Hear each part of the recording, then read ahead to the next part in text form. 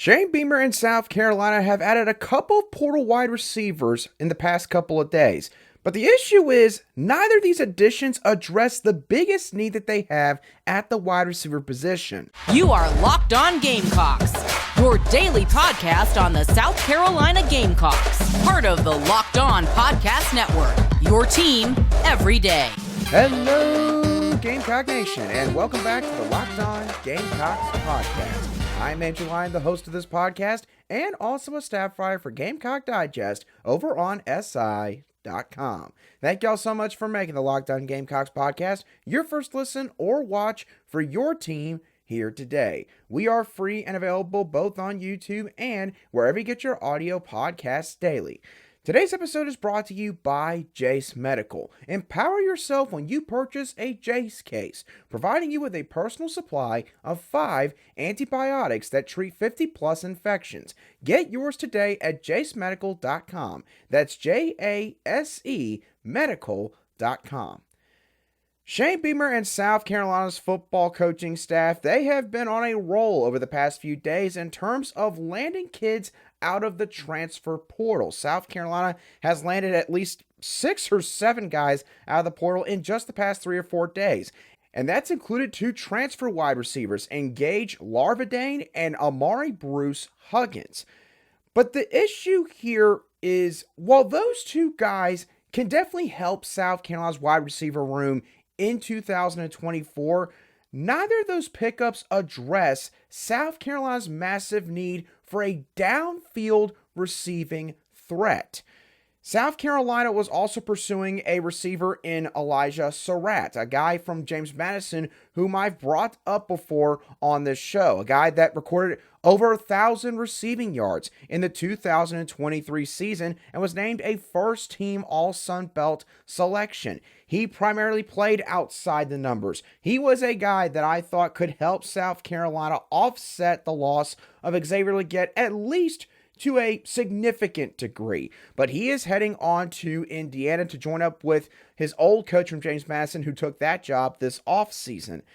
So what is it about these recent commits that says that they are not going to help South Carolina fulfill that need of having a downfield receiving threat? Well, the thing about Gage Larvadain and Ahmari Huggins is neither of these guys are pure outside receivers. Neither of them possess the prototypical size of outside receivers at the SEC level, and neither of them have been known in their college careers for making contested catches down the field. So let's go over each of those different aspects of their game, starting off with Gage Larvadain. According to Pro Football Focus, throughout Gage Larvadain's college football career, he has taken 344 snaps in the slot and 373 snaps out wide. What should be known about those snaps is that those snaps took place at Southeastern Louisiana at the FCS level and Miami of Ohio at the Mid-American Conference level. So, Gage Larvadain, yes, he has played outside the numbers a good amount, but this is where the next part comes in. He's only listed currently at 5'10", 165 pounds. Is that going to hold up against SEC defensive backs? Guys are going to be much bigger, stronger, faster, and overall more athletic than anybody Gage Larvadain has faced throughout this point in his college football career. I don't know if we can say for sure that that's going to happen. And Gage Larvadain's contested catch numbers, they back up the notion that he might not be a guy that can be a number 1 downfield threat on the outside for South Carolina. Going back to Pro Football Focus and what they had to say about Gage Larvadain, on passes that were thrown 20 yards or more down the field to Gage in 2023 at Miami of Ohio, 12 of his targets were contested. Of those 12 contested targets that, again, were 20-plus yards down the field, Gage Larvadain only caught 2 of them. For comparison, Xavier Legette caught 7 of his 11 contested targets that fit that same exact criteria this past football season for South Carolina. If the Gamecocks did not already have a Jared Brown from Coastal Carolina, a guy that is a sure fit at the slot position already in the fold, I would say that Gage Larvadain could be a really solid pickup for this football team. And again, I think he very well still could help them. But Gage Larvadain, if he's not a pure outside wide receiver and you've already got a Jared Brown, I'm not quite sure what you're going to do there with both of those guys. But South Carolina, they did not just pick up Gage Larvadain, they also picked up Louisville wide receiver Ahmari Huggins-Bruce. And the thing about this pickup is a lot of Gamecocks, they were happy about this one because Ahmari is from the state of South Carolina, actually played at Dillon High School before he went to play for the Louisville Cardinals over the past 3 years. But the issues that I brought with Gage Larvadain are the same issues that I have with Ahmari Bruce Huggins. He has split up his playing time between the slot position and playing outside the numbers. According to Pro Football Focus, he has taken 366 career snaps in the slot and 295 snaps out wide. And just like Gage, Ahmari does not possess prototypical SEC size to play an outside wide receiver position. He is listed at 5'11", 170 pounds, according to his player profile from Louisville's website.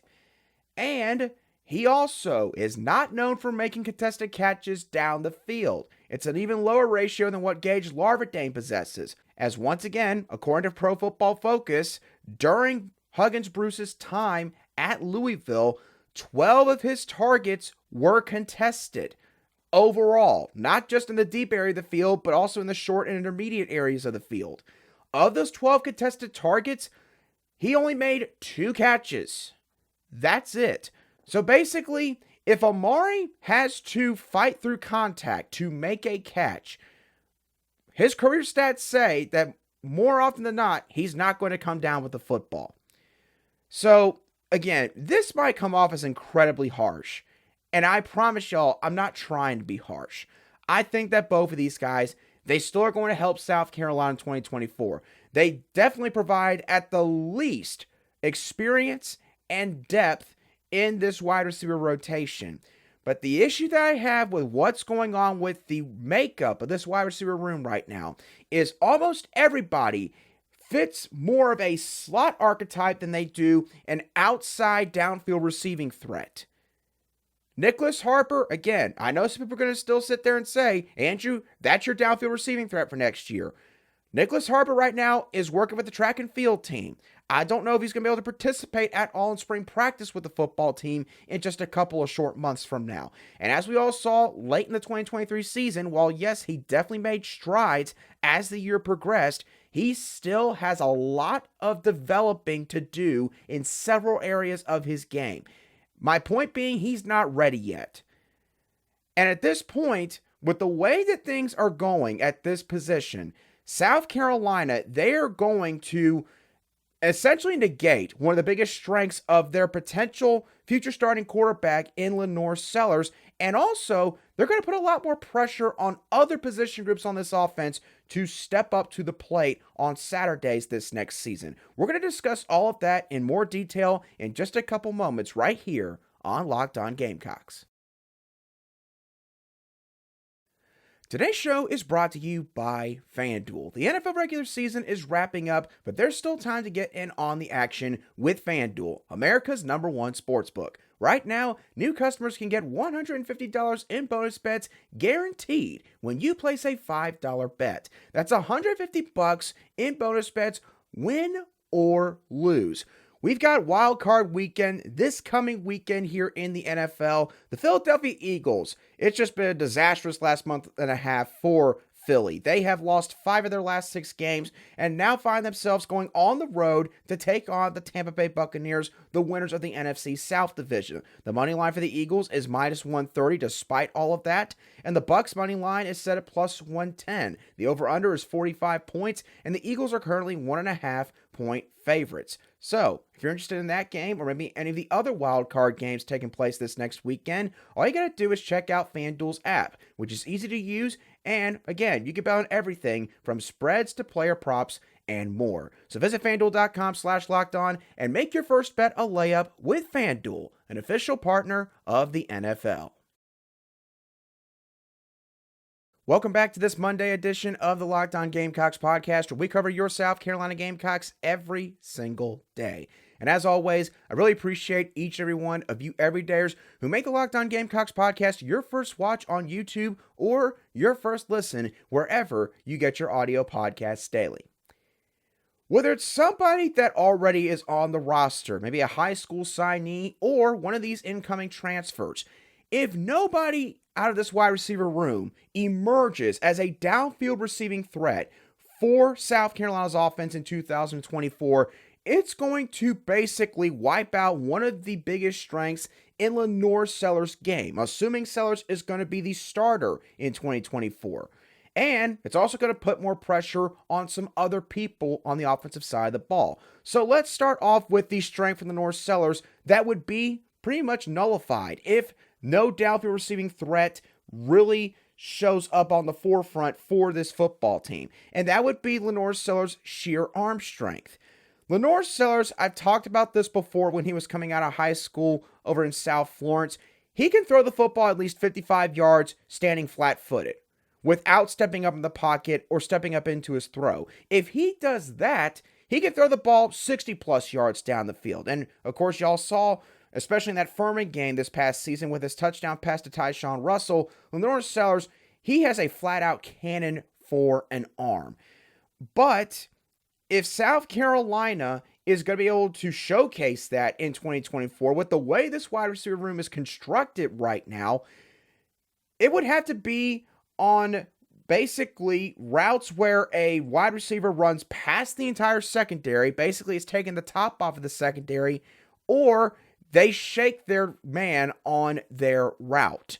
If neither of those things happen, then LaNorris Sellers, basically, he's not going to be able to throw up any of those passes that Spencer Rattler is able to throw up to Xavier Legette last season, where basically he sees him in a one-on-one situation and he just decides, you know what, I'm going to trust my guy. Go get the football. He's not going to be able to do that a whole lot this next year because this wide receiver room, it's not like that they don't have any speed. Like Jared Brown, he could be a solid downfield threat. I would imagine Gage Larvadain also could be a downfield threat, and maybe Amazio Bennett. But that's not going to always happen, in my opinion, with all three of those guys. So LaNorris Sellers, he would have to focus a lot more on his accuracy, on his touch in the short and intermediate areas of the field. And here's another fact that we have to bring up, and some of y'all are going to like the fact I'm going to bring this up, but LaNorris Sellers in his senior season at South Florence High School, for as well as he played that season, leading his high school team to a state championship, their first one ever in program history, I believe he only completed around 60% of his passes, maybe even less than that. And in modern football, that is a very low completion percentage to have. You want to see your quarterback probably hitting around maybe 63% at the absolute lowest. You go below 63%, there are some legitimate potential issues in terms of accuracy. And last season, in the sparse playing time that he got, we did not see that a whole lot. But obviously, Sellers was not the starter then. It was Spencer Rattler's offense. Now the keys are being handed over likely to Sellers for 2024. So if there are issues there, they will be on display a lot more, especially if it is stressed to him that he has to show up in those areas and isn't able to sometimes just take the ball and just chuck it up down the field. Now, this also would inherently put some pressure on other people on the offensive side of the ball. Let's start off with offensive coordinator Dowell Loggains. If there's no downfield receiving threat for this South Carolina offense in 2024, not only is it going to negate one of LaNorris Sellers' biggest strengths, but that's also going to simultaneously handicap Dowell Loggains in terms of his playbook. It would limit what he could do in terms of deep shots down the field. He would pretty much have to rely solely on play action in order to get any of that possibly going. He would also have to probably call a lot more yak-type route concepts, basically routes where the receivers don't have to make maybe more than one defined cut in their route. In essence, they can continuously or constantly keep moving throughout their route. He would probably also have to call a lot more RPOs or run pass options, where obviously you either run the football or the quarterback has the option to pull the football really quick and throw the ball out to a receiving threat, whether it is maybe on the perimeter or just a few yards down the field on maybe a slant route. So Dowell Loggains, he would have a lot more pressure on him if none of these receivers can emerge as a real downfield receiving threat. And then there's one particular position group that I feel like would really feel a lot more stress if this is the case this coming fall. And that is the offensive line for South Carolina.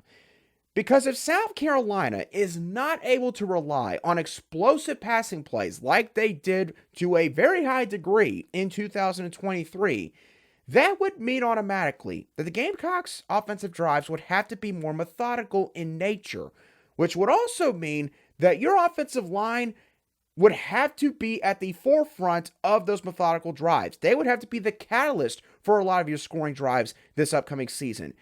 And with what we saw last year, this offensive line unit, look, it wasn't all their fault. There was an abnormal amount of injuries that took place, and there were certain guys that got thrown in there that should have never been thrown in there in the first place because it was a bottom-out year for the talent level of that position group. But either way you slice it, they've got to make a ton of strides between now and heading into the 2024 season. And you mean to tell me that there's a chance that with the way this wide receiver room is constructed presently, that this offensive line, they might have to be the reason why you score a good amount of your points this next year? Because LaNorris Sellers, look, he's not going to be able to go on 40, 50-yard runs every single game. Rocket Sanders, as good as he is, obviously, as many people like to point out in the comment section on YouTube, he can't do it all by himself. He's got to have help. He's got to have blocking up front. This offensive line, if there's no Xavier Legette type player, and I'm not saying that you have to be an Xavier Legette where you're just going off every single game, but if nobody can threaten a defense deep, then that means that this offensive line, there'd be a lot more stress put on them. There'd be more defenders lined up in the box, lined up closer to the line of scrimmage, more bodies that you got to deal with in your formation. That would not be ideal for South Carolina based on what we saw this past season.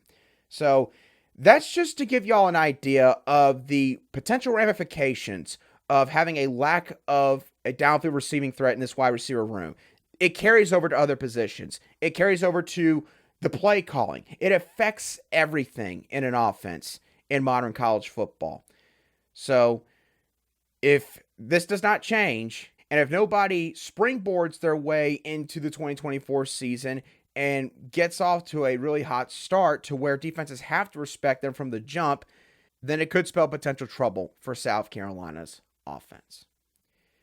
Now, there is still one portal wide receiver out there that I think that South Carolina should definitely have already contacted if they hadn't already, but somebody that would have made a lot of sense here to fulfill this need, and maybe could still make sense if they are available once spring practice is over in mid-April. I'll discuss who that receiver is in just a couple moments right here on Locked On Gamecocks.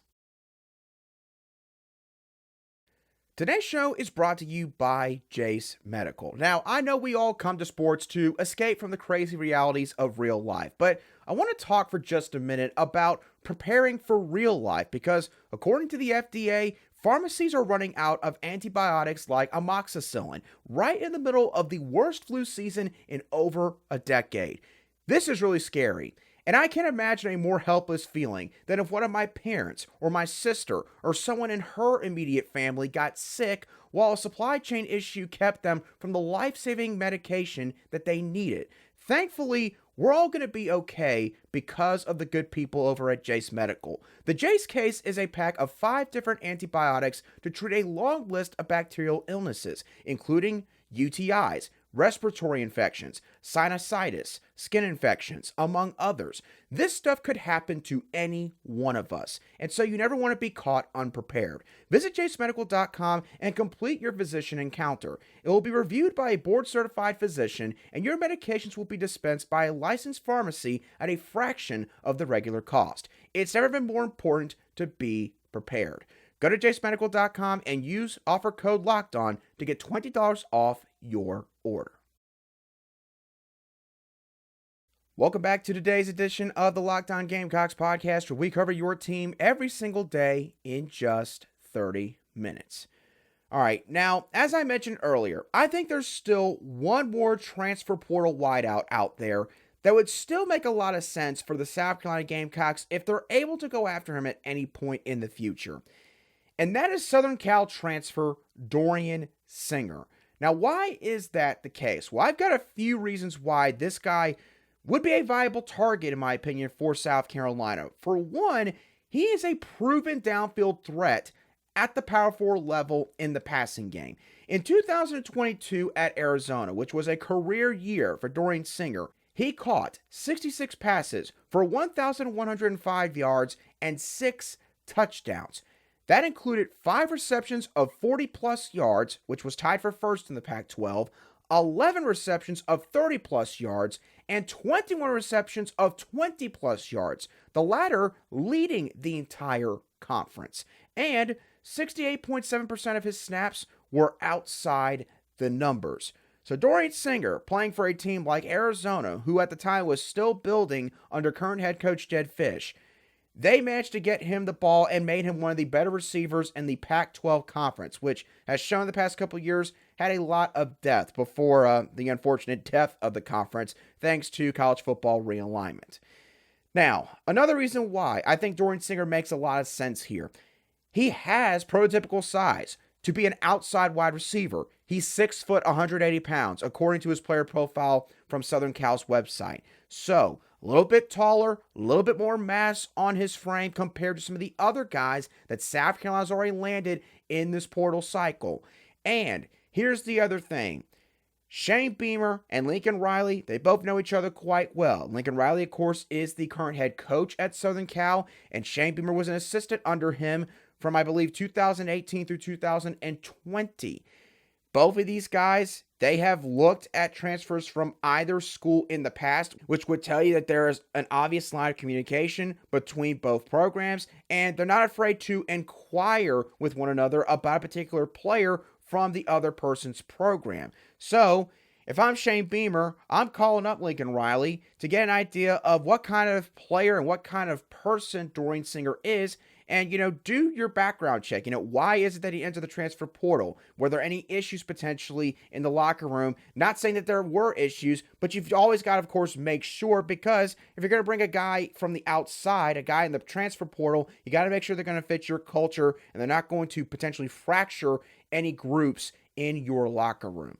So, for all of those reasons, I think that Southern Cal wide receiver Dorian Singer would make a ton of sense as a target for South Carolina.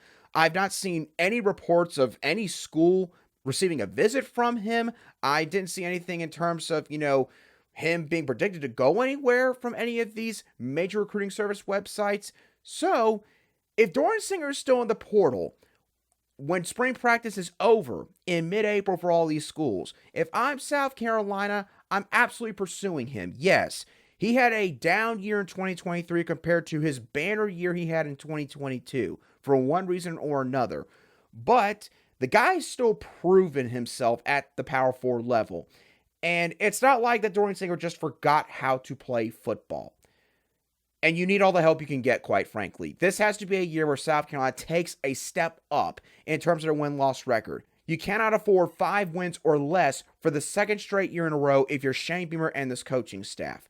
So, while yes, Gage Larvadain and Ahmari Huggins-Bruce can certainly help you there, you still got to get a guy that can play on the outside that has proven himself at this level, or not even at this level, but has proven himself either way.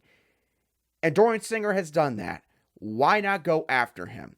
Unfortunately, at this point, it is a dead period now in terms of recruiting, so the coaching staff cannot have contact with that player.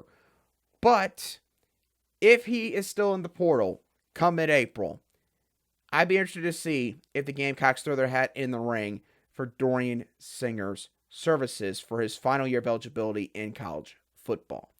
With that being said, that's going to do it for today's edition of the Locked On Gamecocks podcast. Thank y'all so much for tuning in. As always, I really appreciate it. What are y'all's thoughts on the Gamecocks' new additions in that wide receiver room? Do you think that it adequately addresses their need of a downfield receiving threat in that room? Or do you think South Carolina still needs to go after somebody else at that position? If so, do you have a particular player in mind?